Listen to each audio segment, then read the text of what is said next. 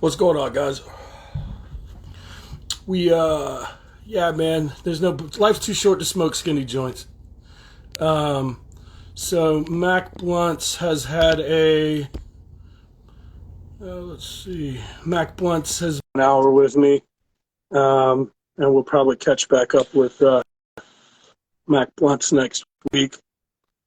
What up? What's up, Earl? Nah, shit.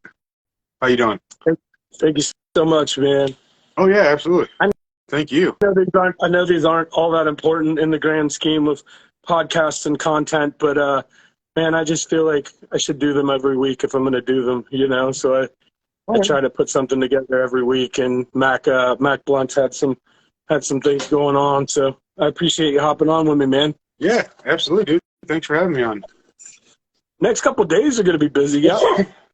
Yeah, dude. Yeah, this is I've definitely going to be the busiest 420 I think that I've been a part of. I always smoke, usually like smoke, chill, play video games with the homies, whatever it is, and or just don't do much. Like where I live, I don't know a ton of people, honestly. Like I moved up here to grow weed, so I stay in my garden. Yeah. And so it'll be a fun one, though. I'm excited, dude. I'm excited to talk with you at 420 Eastern. Yeah, so me and Earl are going to do my page or yours? I don't care. We can do yours. You're more familiar with it. We'll probably just boot it up on my page tomorrow. So at 4:20 p.m. Eastern, we're going to put a little live smoke sesh together tomorrow. I'm going to pull out some freebies, and we'll figure out a way to give some people some free seeds and just do a little smoke sesh. And then tomorrow night at 9 p.m. Eastern, Drew, Green Star Grower, is going to hop on with me, and we're going to talk shit for an hour. So, and then just the next few days, like after that, the day after 421, I'm doing the Calyx Crew podcast. And then I want to say Saturday, I've got Scapegoat Genetics coming on mine. So it's just going to be a busy few days, man. Here's what's funny, man. 420 was one of those things, like when everybody kind of gets into weed, especially back in the day, there was this notion of like 420, it's an important day. We have to honor the 420, right? But then I think we all get to that point where it gets really cliche, and the whole notion of like I have to smoke at a time, at a date, and that's the date that's important to smoke. What? Yeah. Like that's some ritual that I honest to God, like I've heard a million different places of where that all came from, and I still don't know if I could tell you like where all of that started and what it's about. It wasn't a ritual that it had anything to do with me, but we all adopted it at some point, Yeah. When you smoke, so when you're younger, even when you smoke every day and you're younger, it's still newer to you. But when you smoke every day and it's been 20 years, right, and it's like, okay, it's 420. I appreciate it, but it's this year feels more like a celebration than the years in the past for me, just because like we're talking, me and Mr. Weedman are going on at 9 also. We're going to try to hop over and double dip into your live and the Discord. But it's just a lot. I don't know what it is, man. I don't know. But I'm excited for it. I will say this. There's definitely a spike in everything weed for that day. So like if you sell seeds, you're usually going to make a little bit more money. If you sell, if you're a dispensary and you're having 420 deals and something. So it really is kind of that. I mean, the joke is it's kind of the stoner Christmas, but just in the sense that like everybody that's in a capitalistic end of it makes money, So it's like if you're selling seeds, you probably have a sale going on. You're probably doing something special for the holiday. Don't miss those 420 mystery bags. They're going on sale at 420 tomorrow. Grab one. They're going to go fast. Anyway, the point being, everybody's got, and so with the seed buying market, what we kind of see is like there's a big boom at the end of the year. December, it seems like a lot of people are spending Christmas money, and there's definitely a little bit. So there's kind of a boost in seed sales towards the end of the year. And then it all kind of tapers a little bit until 420. And then usually around 420, there's a big boost in sales. And then kind of around 710. And then it's like the summer is one of the worst times usually to be selling seeds, because most summers tend to be really slow for seed sales, and just I don't know. You know, it's like the other thing is like Emerald Cup is in December every year. So that's like kind of a lot of people go to that as like the big seed buying event these days because there's not as many cannabis cups and there's not as many, you know, like regional events as there were. And Yeah. so, yeah, you definitely start to see in December too with Emerald Cup and then with just the holidays and everybody spending a little bit more money. You know, the other thing about 420 it could be that there's usually a boost in sales there is because of tax money. Everybody's getting a little bit of tax money and they look at that like that stimulus money, and they're like, well, you know, extra money, it's Like free. what? I Yeah. can spend it on, you know, luxury stuff and those bills will wait a couple more weeks. Yeah, for sure. It is wild how not only 420, but like the industry really in general, for me at least, the last few years has changed so much. From like, I don't even know now. I feel like I had a great niche personally, and I kind of lost some of that. And so now it's really like a lot of people want, like before I could, any name I had as long as it was fire. And now it's like, well, do you have this? Do you have that? I want this name. I want that name. And I constantly tell people like, listen, I don't get clones. I don't like that was a clone only. No, I don't have that. You know, like, no, I don't have that. I have this though. What flavor are you looking for? Oh, I don't know. I want this. What effect are you looking for? Oh, I don't know. I want this. Okay, well, I want to help you, but I don't have that. Yeah, I don't know what that is. yeah, right. Yeah, man, there's a little bit of that in every situation of just like expectations versus what's actually available to you. And that's why I always tell people, man, if you want something super specific, grow that shit yourself. Yeah. You know, like go find those seeds, go find a cross, get that in the ground and find something to grow yourself, you know? And like, but I also will say, a lot of people are just chasing whatever they've heard about, whatever's hype, whatever they've seen in high times. So my counter to that, and this is an old school trick that I learned way back when, is to make sure that whatever you got in the jar is so dank, they learn a new name that day. They learn the name of whatever that weed was. So it's like, you're looking for hype, man, wait till you see this. This will Yeah. show out any hype you got. And you just hand them that funky jar, that 2-jar, double jar. Man, you know the one. And it's like, that's the truth, is like, the test of a great grower is somebody who can take any seed, you could take a bag seed and grow great weed, right? Yeah. But that same great grower should be able to know how to optimize their grow so that they can get the absolute best out of whatever it is they're growing. And then it just comes down to, man, like, custies are going to cuss. Yeah. Custies are always going to bitch that it ain't this and it ain't that and it ain't, you know, there's some complaint or they didn't, you know. And it's like, the truth is, most people don't have a super divergent palate. Most people aren't out here tasting, you know, 100 new strains a year. So a lot of people know whatever they've seen, whatever they've heard, or whatever somebody online is talking about. And, you know, that's where people like Cookies and some of these bigger marketing companies have a leg up, because the immediate thing that they have is marketing. Yeah. So it's like, even if it's not all that hype, if you can take a couple good pictures and you throw it up on a page that's got 12 million followers, you just made hype. You just made the hype, you know? And no hate on anybody. Like that's marketing. That's brilliant marketing. And that's really what some of the bigger companies have over, you know, somebody who's trying to break a new strain into the market, is that you've already got a group, a customer base that's going to buy whatever you put out implicitly. They're usually not going to question, like, is this as good as whatever you've got? You know, they don't care. They just, it's new, it's hype. I've gotten hype from you before, so that's what I know, you know? Yeah. Oh yeah. Yeah. And that's really creating that market and that niche for yourself, at least in my experience, has been everything. And having those people, because so with my experience with it, I pretty much had everything that I could ever grow was always gone. And it came to this point where that same way of operating I couldn't do anymore. So I had to I had to go out and find these people and just being like, hey bro, look how fire this was. or look how fire this is, and even have them smoke joints.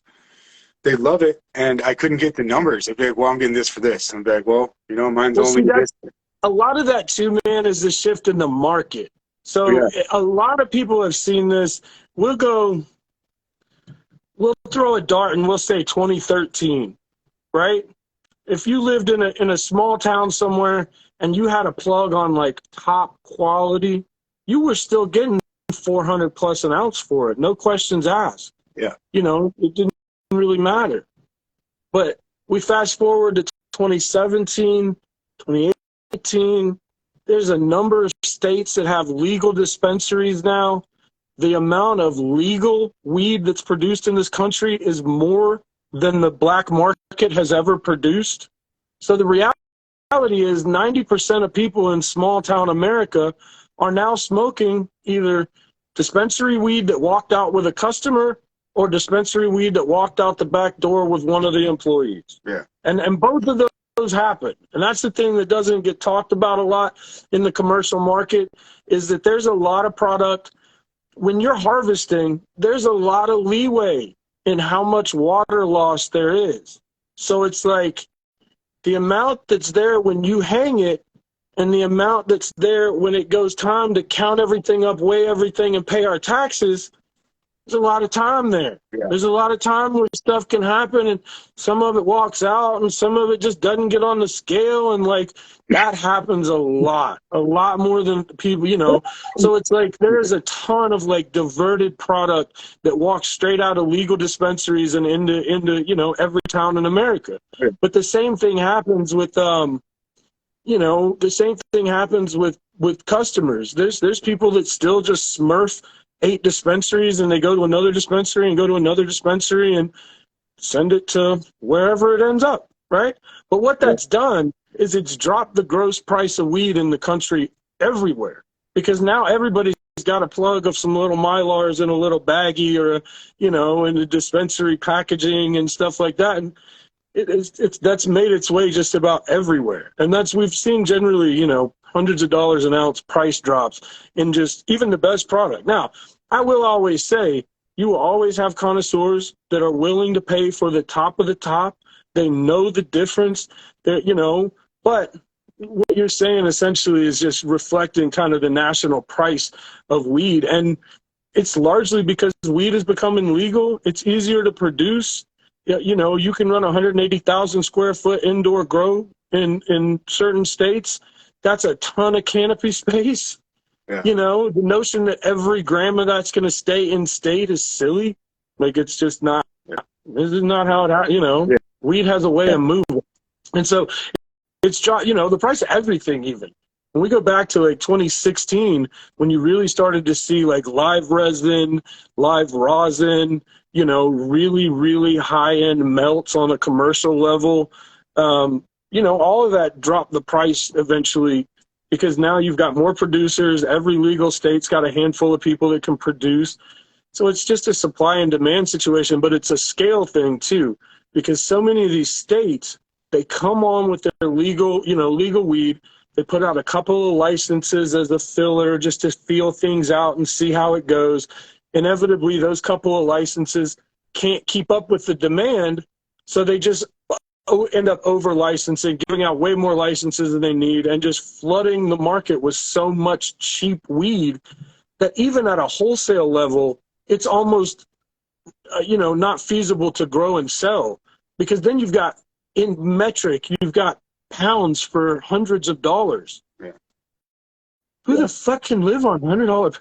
You know, not to mention who wants to smoke that, because, you know, let's be honest, anything that's produced in that large a quantity, normally not a material. Yeah. And there's usually, at a certain point, if they can't do anything else with it, they can't make pre-rolls, they can't make hash out of it, then they just go, oh, well, we'll just sell it as B-rate flour. Yeah. You Especially in like November, December, when you get all that outdoor down. And it's like literally people are getting $100 pounds from out west, and or just anywhere you can go outdoor, and which is fucking everywhere, and pretty close. It makes it. It was an eye opener this year. I never had problems with it ever, and this was a year where I was like, wow, this is going to be a real fucking like market now. This is going to be like, you have to not only have the best, but people have to know about you. You have, it just has to have everything. Having just Yeah. like having the best strains or the most known strains probably isn't going to do too much all on its own. Having the best fucking weed out there probably isn't going to do a ton all its own. Like, you got to fucking really put it in. Um, Yeah, that's been the case for a little while. Like, especially when you look at places like, we'll just take Denver for instance, because it's an easy market to talk about. Because when I first moved to Denver in like 2013, 2014, there were still a lot of like gray area grows. So, a lot of states call them like caregiver grows, co-op grows. So it's just essentially a situation where five of us get together, we all have X amount of plant count, we all bring our resources together into one grow, and we all grow together, and then we split what it amounted to in a lot of situations, in all honesty, were just big, large, in Colorado, they'd be medium-sized warehouse grows that were just pumping out black market product, right? And so around 2016, 2015 maybe, they changed the laws as how that processed, and they essentially said you can only have like 30 plants total in a grow like that. Because at this point, they still had extended plant count situations where you could go to a doctor, and if you had an extenuating circumstance, you had multiple sclerosis, or you had, something that's a debilitating long-term situation, you could get them to give you like a 99 plant count written out, and you could grow your 99 plants, and that was all gravy. And that came to an end pretty heavily in like 15, 16, and they essentially said, no more of that. You can have 30 total plants. But at that point, you could have 6 plants per person by 5 people, essentially. And so what that did, it pushed a ton of like the obvious, pack trappers. That money moved elsewhere, to states where it was a little more gray and you could get along with a little bit more, play in the laws a little bit. But once that hit, pretty much all the product in Colorado was people just going and smurfing, going to dispensaries, buying their max, going to dispensaries, buying their max. And so what that really does, I mean, for all the talk about all the weed legal is the best option, but having it the way it is right now, where it's legal in some places, kind of legal in other places, not legal at all in other places, it's just ridiculous. yeah. Like, that kind of is behind a lot of the issues in the legal weed world, because there's not a unified set of laws. So what might happen in Colorado is different than what might happen in Washington, which is different than what's probably going on in California, which is different than what's going on in Maine. Every state has, certain things that are different. How do they handle home grows? How do they handle, how much product you can have outside the system before it's a legal issue. And yeah, man, it's one of those things that, like, I think that's hurting people within the industry more, because it's kind of the same thing that's behind the banking issue.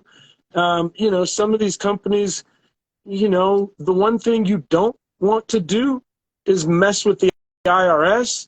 So many of these companies, like I said, if you're honest, you're paying your taxes, you're doing, and that's happening. In most of these places, you want to be above board, you pay your taxes, you do but like I said, I've seen dispensaries where they would just walk packs, put them in a cooler in the bathroom where there's no cameras, walk them and put them in somebody's car, and they'd sell 40, 50, 60 packs just out in the parking lot. And, the truth is, yeah, the bubble is absolutely burst. Somebody just said the bubble is absolutely bursting, and that's the truth. But what we'll see long term from this is the people that will be here were people that would be doing it before, people that love to do it.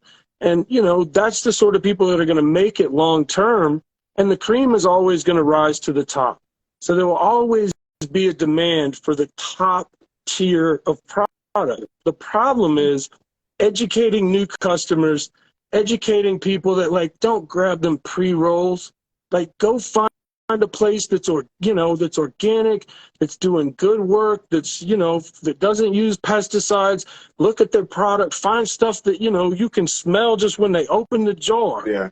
And it's like the truth is the more we educate people, on what's good, what's bad, that there's even a good and a bad, the more that we're going to see discerning customers that care about things other than just give me the 30% THC or give me the, whatever the hype of the week is.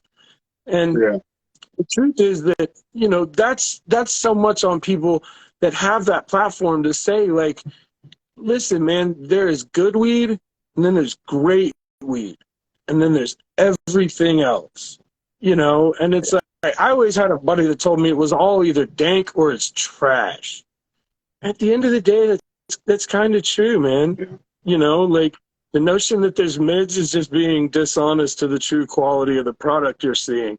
Like there's no mid grade, there's no mids anything. It's either dank, it's some of the dankest shit I've ever seen, or it's just junk. It's just garbage. Yeah. And going back to the different states and how hard it is in the industry, one of these things that I think is overseen sometimes is that when it's like this state legalizes or these 3 state legalize, then these 3 state legalize, then these 3 state legalize, we see a lot of these companies are able to go to an area and fail miserably and just do really terrible shit, and then just go to a new area, sell their failure or sell their what will be a failure, and they can, to these new people in a new area saying, look at all this money weed has. And then they go there, and then they go to this other new area, and they're allowed to like almost like constantly fail, but still keep this new like market, because that's what it keeps creating, this new market where, okay, now prices went back up because we're in a new market. Now prices bottom out. Now prices went back up because we're in a new market. And all the rest of us who aren't moving state to state, following that kind of stuff, it makes it, you just got to kind of like hold on and just, you got to be along for the ride, for the joy of it, for the love of it. Like you said, you got to be doing it no matter what, really. Like, okay, now you got to get a job, and then you're still going to carry weed or whatever it is, but yeah, it's at some point, hopefully that can like level out. Yeah. Because So like it's funny because there's a lot of parallels between Hollywood and the weed business, in the sense that it's a lot of facade. It's a lot of how does it look? Yeah. Can it just pass the smell test? There's a lot of like exploitation, in the sense that the people that actually do the work are very rarely the people that get the credit or that are in the magazines or that get, are getting talked up and, all of the advertising stuff. But, just the way that the whole industry, like you touched on one thing, I've spoken on it before, that most of these companies aren't built with a 5-year plan. They're not built with a 10-year plan. Nobody ever thinks, like, how is this going to be a sustainable business over more than a couple of years? The truth is, it's all about getting the next guy, the next investor, the next venture capitalist, the next custody to come in and pay you more than you've got invested in it. And that's the ball game, the shell game of the weed industry. Because these companies can't take $30 million and just set it in a bank, you can't handle money in the weed industry quite the way you can if you were running a Fortune 500 turbo motor business, or something that sold super legal, super easy to process products. So many of these companies, because they can't invest, they can't do other things with their money that you would normally do if you had a big business.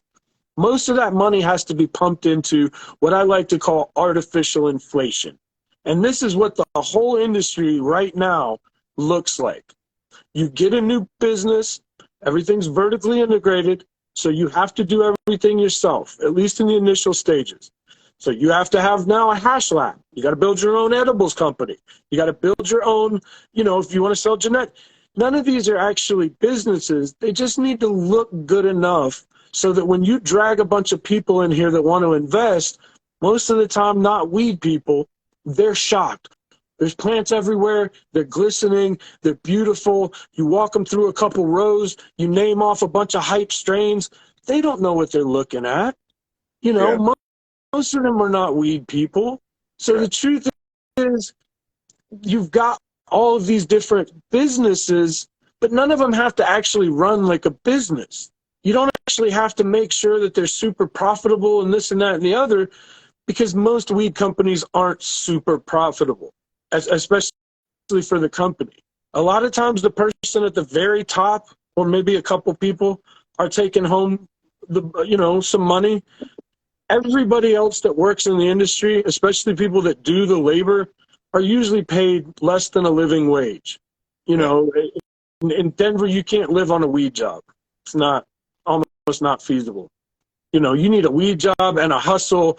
You need to be getting some of them packs from the homie, and there's putting them in the trunk and selling some of those, and that's just the truth of it, and it's like the margins in weed are so thin, because everybody can do it now. Once it's legal, you can just have tons of product. It doesn't matter whether it's good. Somebody's going to buy it, especially if you have a legal state where they can sell wholesale.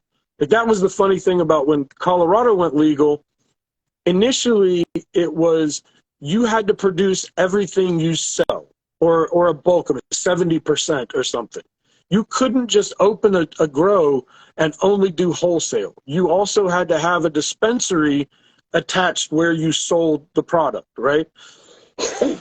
So once again, like 2015, 2016, there was a rule change where essentially they were licensing a whole grow. You could just have a grow just to do wholesale. You didn't have to have a dispensary. You could literally just buy and sell wholesale. And that changed the market drastically, because the people who could just grow the most canopy space were the people who were able to offer, just the most product. And they didn't care about how it was produced or what went into it or what pesticides were sprayed on it. There's so much there. Half of it probably touched the floor at some point, Yeah. And that's the thing. That's the thing nobody talks about. Like, once you've seen the inside of, the joke is, once you've seen how the sausage is made, you usually don't want to eat there. And, with weed, once you've been in a couple of large scale commercial grows, and you've kind of seen how the sausage gets made, not only do you not want to eat there, but you want to tell other people. You want to go like, hey, man, grow your own. It's easy. Yeah. Yeah. Dude, growing your own, you can't, that's the goal of everything. Like, you never know where you're going to get. You trust your options, in my opinion, are you trust somebody that you get it from, or you do it yourself.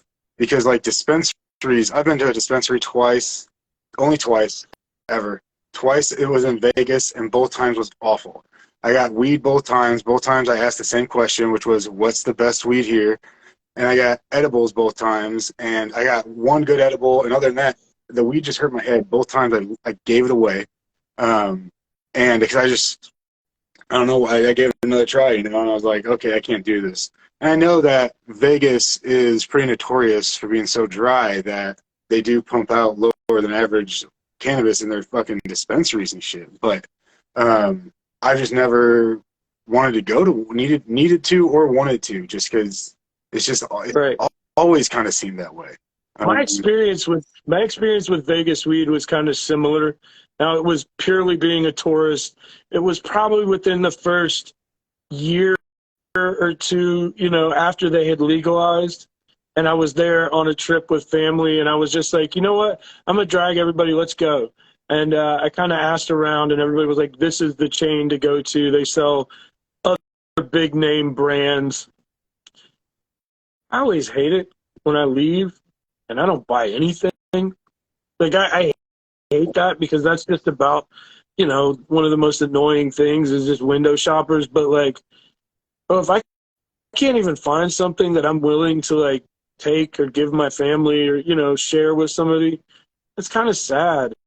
The other thing that's really weird about certain states, excuse me, I think this guy worse after COVID is how much accessibility do you have to the product that you're going to walk out the door with. Okay? So most dispensaries, you go in, there's a jar, right? You look at the jar. You can usually, some places will open the jar and let you kind of, smell it a little bit. But like last time I was, in a dispensary buying weed, and this was kind of when the COVID thing was at its peak, you couldn't even get near any product. And even before that, long before the pandemic, when I was in Vegas, you walked in and there was a display in the middle of the floor where you could kind of see some nugs in like a magnifier, right? Which have clearly been cherry picked. That have clearly been, and then the product that you're going to get is something that's jarred behind the counter. You can't touch that. Like, that's my whole thing is I'm like, let me see the one that I'm going to walk out the door with. At this point, I'm like, I'll buy it either way. If your problem is it's contaminated now because it's been open, that's fine. I'll buy you, $20 or $30, whatever, and I'll just throw it in the fucking trash. I just want to see, what does your product actually look like? You need to buy something else. Once again, it didn't matter to me. I'm just like, I'm kind of playing tourist, but I'm playing like industry tourist because I also have friends that work in Vegas and that work in, and the thing that I love about this show or, doing these podcasts, the thing that I kind of love about talking more to industry people is you get a good idea of how things work in other states. But you also get a really good idea for the little nuances of how things are different. So some states, everything's run by a couple really, really large corporations, and that's it. And there's not a whole lot of like ma and pa. There's not a whole lot of competition. There's not a whole lot of like, we actually have to produce decent meds and make it, worth a shit. But like, that's one of the things that I love and kind of talking to other people is just getting an idea of like how other states operate, where they're at in the process, because like we kind of joke, there's things that happen almost every legal state.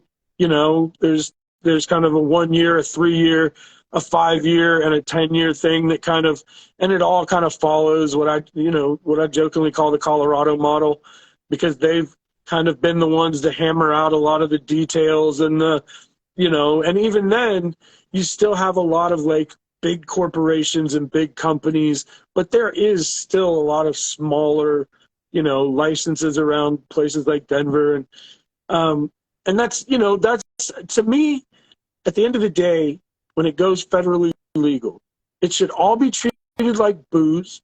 And you're always going to have your, big corporation, cheap swill, but you're also always going to have places, microbreweries that focus on the nuanced quality and that focus on every little detail of how things are produced. And, and it's like, that's the best model at the end of the day, is something that facilitates, all types of businesses being able to join in the process, but something that also covers home grows. Let's be honest, man. You should be able to grow your own and sell it to a dispensary.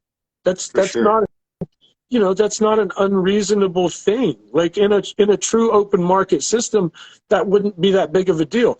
Let me tell you this: if right now, I have a brewery and I got a party, and I need to just take 10 kegs out the back of the brewery for this party, I can do that. There's very little paperwork. There's not a whole lot of like who and what and where and how. That's how weed should be handled. Yeah. It's not. If you had a certain amount of weed even in any legal state right now, that's a problem. Yeah. It's just, I think most smokers, we smoke a lot. I know I smoke a lot, and it wouldn't work for me. But most people that I know that smoke, if they could grow 3 or 4 plants outside, that could last them all year. Like, they wouldn't have to spend that money. If they got a good, they were good at it, they got a good harvest, it's insane how big you can, and how much you can get off an outdoor plant. And that's something you can put in a little 5x5 bed in your backyard and never have to pay you know, for the rest of your life and try new. You can get 5. You know, it's crazy. Yeah, absolutely. What you can do with a seed. That's been my love of the seeds the whole time since I first really even my very first grow garden was this awful hydro constant circulating system that I flooded out of my closet with a couple times. Killed a few rounds of plants. Was like, well, that was a huge waste of money, you know. And I did get some plants, and they were good, you know. But if I could have just gone outside with it, dude, you don't even have to do. I got plants outside right now, and it was like 30 degrees last night. And I just have a piece of plastic over my bed, and it's like, you know, like just it's crazy. Bro, I that's love kind it. of funny because that's essentially the way that I started out too. Was not only did I find like this is gonna sound really funny, but I'm gonna tell it because it's one of those things that like is kind of fundamental to like how I've always looked at weed in general. Was like I was probably 16, right? I've been smoking for a little bit, and I just had this notion that I went, it's just a plant. Yeah, 100%. You put it in some dirt, and it'll grow, or we can grow our own. Yeah. And I Outdoors know does that it for you. sounds so dumb and basic, and you know, but like it really was this thing for me that I just in that moment, and I had been reading, you know, at this point, this is the mid to late 90s. I had been reading High Times. I was on internet forums very early, you know, like I've been on the internet since like 88, 89, but long before it was the internet and looked like it does today. Yeah. But like there was just a certain amount of like the light bulb went off and I went, dude, anybody could do this. Let's give it a shot. But of course, like I'm not one to like really let me just do it simply and let me figure it out and then nah. So I had another buddy that at this point was in college, like, you know, freshman in college, junior in college, and lived in a city where there was hydro stores. So we would go to the hydro store, and at this point, there was very little you could buy. There was maybe 2 brands of nutrients, you know, it was like GH in the 3-part. There was, you know, there might have been an organic newt at this point, but it was before you see shelves of nutrients, you know? And so we would go in and we would tinker and look at their hydro systems, and then we would go to Lowe's and buy parts and build our own, you know? And so for the first couple times, and that's, you will get addicted to growing hydroponically real quick. Yeah. Because the time that it takes is cut. But not only that, just being able to watch your plants every day show significant growth is one of the craziest things ever. And I'll be honest, the weed that we grew very early on was garbage because the nutrients back then were jank, and you know it would grow huge buds with almost no resin. And to be fair, a lot of it was not the best genetics, and there's a lot of, you know, reasons why. But it was one of those things that, like, I seriously nerded out as hard as I could immediately, of like, let me try everything I can try. So I would try soil. I did, you know, hydro. We would build 5-gallon buckets with just like a fountain pump, you know, which is, let's be honest, if you've ever grown weed like that, it's a great way to grow weed. It grows super fast, and it's, you know, if you love, you know, the ins and outs of the technicalities of growing, and you want to, you know, geek out on every little number and every little, it's fun, you know. I never grew weed that way that I thought was the greatest weed I ever grew, and it was only a short window because, let's be honest, man, running a grow like that, especially water, hydro, your margin of error is thin. So it's like a pump goes out, you just lost your plant. You know, a small thing, you didn't get a res change in mid-flower. Excuse me, when that bucket is full of roots and sucking up as much water as you can fit in the res every day, you know, like, yeah, and it's like if you want to have a life and do anything outside of your grow, running a grow like that is tough. It's Yeah. really tough. Rockwell was exactly like that for me. That's how I learned. Like, and it would be like you do a res change and you forget to turn on a pump, and the next day, literally the entire tray is dead. And it's just Yeah, like, holy shit!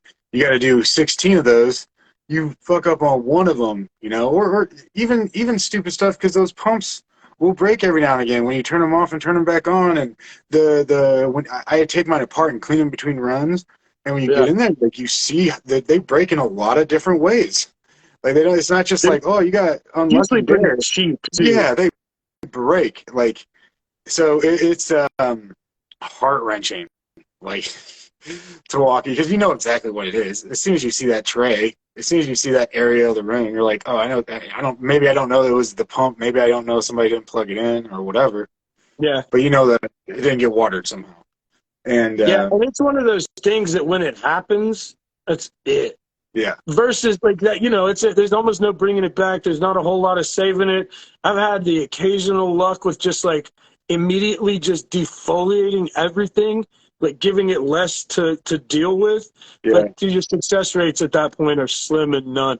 Whereas, let's say we're growing in cocoa, right? You can literally bone dry cocoa for 24 hours and it's going to yeah, limp. It's going to literally look like it is dead. And then you're going to water it. And within hours, it's back to praying and standing up. And dude, it's just so much to how whatever medium you're using exchanges that water that makes the utmost difference in how you're supposed to, handle waterings, dry periods, anything like that. But with hydro, man, there's no margin for error. Like, once they go dry and that's it, and now that's pretty much the end of that. yeah. Oh yeah, that's what cocoa is like. I know there's a million ways to grow, but to me, cocoa is the best of every type of medium.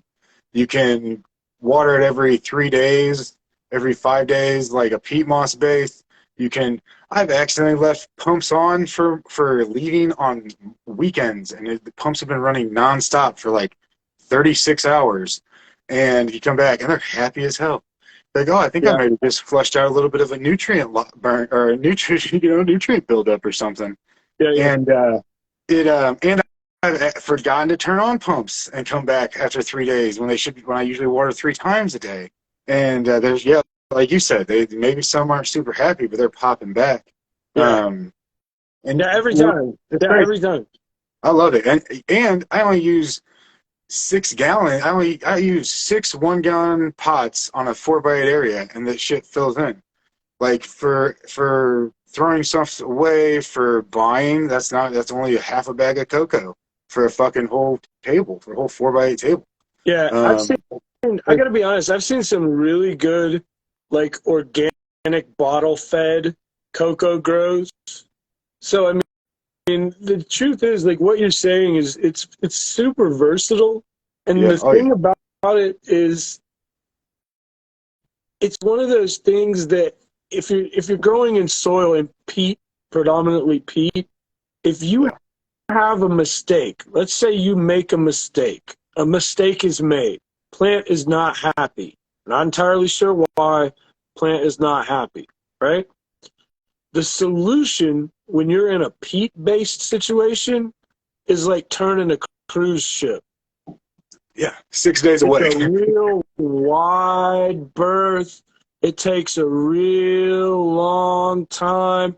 And then once you finally get it turned around, it's almost never 100% again, right? There's almost always something at that point is so off balance that it's not going to get perfectly back in line, right? Yeah, With cocoa, the solution is so simple and so easy that I always joke that if you have a grow and you need to literally put an AI trained robot in charge of just running it, let it be a cocoa grow, because when it screws up, you'll have absolutely no problem fixing it. And yeah, generally the solution is, if you're in an organic situation, just stop feeding so damn much. It's really hard. And like if you're running like an organic bottle newt in cocoa, it's kind of tough to overdo it, especially if you're, kind of sticking with your feed. But if you're running like a salt or a semi-synthetic setup, the solution is super easy. You just fix a brand new batch of nutrients that's even, that's perfectly, newted out. Water that until your runoff tests the same as what you're putting in the top, and you've now fixed your problem. 2 to 3 days, you'll be back on track, almost back at 100% with very little, like, mistake made in between. And it's like, I always tell people, like, if you come to me and you're like, I'm new to growing, I want to get started, where should I start? The first question always has to be like, what is your lifestyle? Like, how are you the sort of person that has 18 hours a day to nerd out about weed, and you're going to make sure you're on top of your plants every hour of every day? And, or are you just the kind of person that just kind of wants to throw some plants under a light, pour a little bit of water on them every couple of days, and, try to get some weed out of it? Yeah. But it's like, there's a lot to, what kind of time you have, what kind of dedication. If you're somebody that travels, it can be kind of tough to run an all organic garden, especially in like a peat-based, in a peat-based medium. Because when things go wrong, let's be honest, it's not when things go, or if things go wrong, it's when they go wrong. When something inevitably goes wrong in your grow and now you have to fix it, how easy is that fix? How easy is it to identify what's gone wrong, and how easy is it to get back to a place that's, 100% healthy? Especially if these are problems you're having in veg. I see so many people, it kills me so much. Flipping the lights today, you got yellow leaves, you got plants that's kind of wilty, you got stuff in the back that doesn't look good, and it's like, I think we all get in a little over our heads at some point in the number of strains we want to run, because it's like a kid in a candy shop, and you have all these options, and there's so many strains out there to run, and then we run 10 different strains in a small space, and then we go, well, half of them did okay, and it's like, and then you see the one in the corner that's like just completely fallen over and not looking good. Two there that you can tell have gotten way too much CalMag in the process, and then and I go, why would you flip today? You can't have too much CalMag. A couple of weeks ago while the plants were still healthy. Yeah. And it's like my other favorite, like stress testing. We joked about this on one of the other podcasts not too long ago, but it's like stress testing. I'm stress testing this. No, you're not. You got a mold problem, buddy, and you just happen to have a plant that didn't get moldy. That's all it is. Like, I don't know anybody that, keeps a room full of moldy plants just so they can stress test their good plants in the mold room. What? I typically, if I'm ever stress testing anything, it's in clone form, and it's not by choice. It's because I'm like, oh, this doesn't like to be cloned. I'm going to take that as this gets stressed kind of easily, and I'm probably not going to fucking keep it or work with it or any of that shit. But yeah, the only stress I can say I ever do on purpose is I do a nutrient buildup, and I predict it and I flush it, and I found that I can kind of like get things a little stickier and just like frostier in my setup by kind of doing that. I let my pHs swing too. Right. I found it, and it's just like, I don't know. Now I have heard of people like taking, a couple of cuts, putting them in a shitty tent, just doing weird stuff with the light cycles, and I have heard of it, but let's be honest, 99% of the people that you see on social media, like stress testing, this one didn't do so good, so we're going to toss it. No, the reality was you had a nasty problem in your grow, and maybe one plant in the corner didn't freak out, or didn't take your toxic nutrient regimen or whatever it was, and one plant took it, and that's the one you worked with, And listen, we've all been there. We've all made some mistake, and we go, wow, that plant actually took it pretty well. Like that one in the corner, I couldn't believe it, man. That one, everything else went to shit, and like that one in the corner just took it and was asking for more. And let's be honest, like if we all handle genetics like that, then we'd probably have a little bit better gene pool. It would be more healthy, strong plants, and not necessarily the ones that are just, super desirable for some particular reason. But let's be honest, man, if your genetic background mattered in whether you became a hype, well-known strain, 80% of the last hype strains of the last decade, 15 years wouldn't have made it because Yeah. most of them came from bag seed and nobody knows. Some pollen got thrown, like that's what kills me so much about the difference between the expectations of, the avid seed buyer and the expectations of somebody who's working on breeding. Because when you look at what's dictated the market and you look at how little breeding went into so many of those hype strains, Yeah. you just go, that's not what people want. Like there is always that niche person that wants super heavily inbred stuff and they're out there. But like the average consumer, when you say, they want hype, most of the stuff that's been hyped for the last 15 years isn't stuff that was even really bred. Yeah. It's stuff that just, hermed in somebody's room and they didn't make enough seed, it wasn't a seed crop, it was a flower crop, but it was really, really good. And now we've got ChemDog. Yeah. Now we've got Gorilla Glue #4. Now we've got, all of the strains that have become staples in American weed culture. Most of them were not strains that were bred. And Yeah. so I think the difference is, and I always joke about forums. I was really big in forums when I was coming up and growing, and I wanted to have access to all the information I could get. And then I hit a point with forums where I realized forums are usually just experts telling other experts how to be experts. Because everybody's an expert on the forum. Nobody's willing to say, you know what, man, I just tried something and it's literally, no, you don't know what you're talking about. This is the way to grow weed. And there's as many ways to grow weed as there are people out there growing it right now. Everybody's got a different tech. Even if I showed you the exact everything I used, you would do it differently. There's no, even if we're all running the same thing, there's so much nuance to growing weed that we're all going to do it differently. And none of Every single that is thing. wrong. The only thing that's wrong is if you don't produce dank weed, then that's wrong. That's the wrong way to grow weed. Something went wrong. Yeah. But if you grow dank and you grow dank weed, stick with it. Keep doing it. Dial it in a little bit more, Yeah. Oh, yeah. It's all about your setup. It's all about how you, like you said, how you're running it. And it's such a, I think that's why we get such heated and passionate,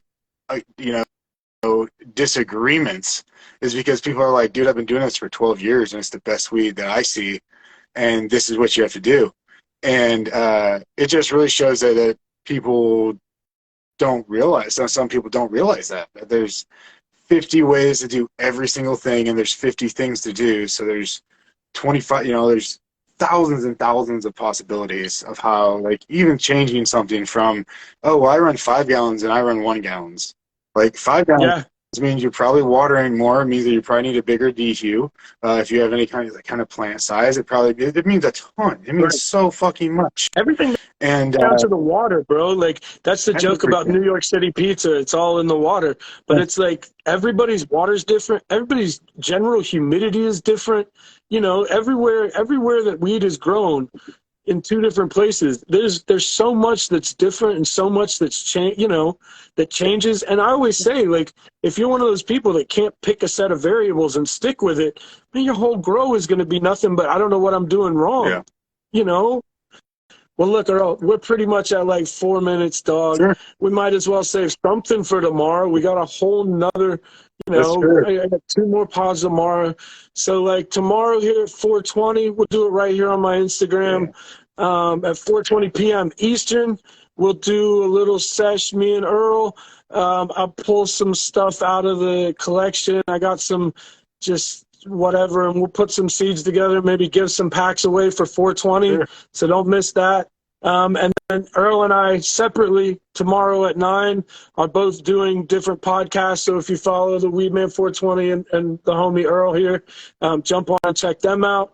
Or if you want to check us out, I'll be doing Me and Green Star Grower are going to talk shit and probably a lot of this sort of stuff, talking shit on dispensary weed and, you know, Blue Dream and Add More Count Mag and just general good stuff like that.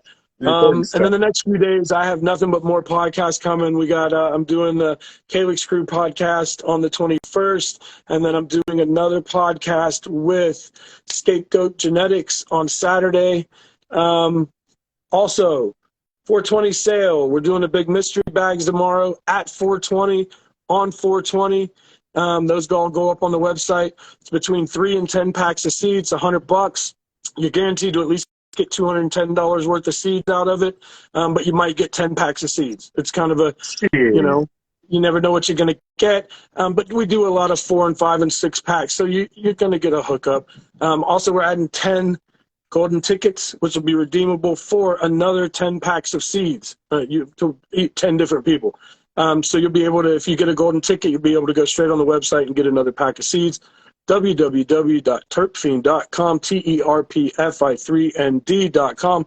Earl, what else do you got going on for 420?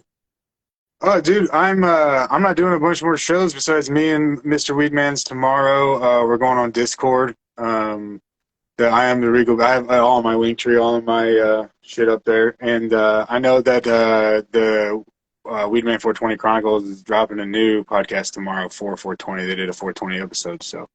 But yeah, that's it, man. I'm smoking and it's running around to a couple of homies right here. I'm looking forward to it. Thank you so much, man. Mac Blunts will probably be back with us next week. He had some Yeah. personal stuff, so the homie Earl always down for a good combo. I got to be honest, man. This is the second one where I felt like if I didn't have other stuff to do, we could have cut another hour easily. So might as well save it for tomorrow. But man, it's always a good convo, and I always appreciate it. Yeah, thank you, man. I appreciate it too. It's fun. Good, buddy. All right, guys, y'all have a good one. We'll see you tomorrow, 4:20 p.m. Eastern. Peace.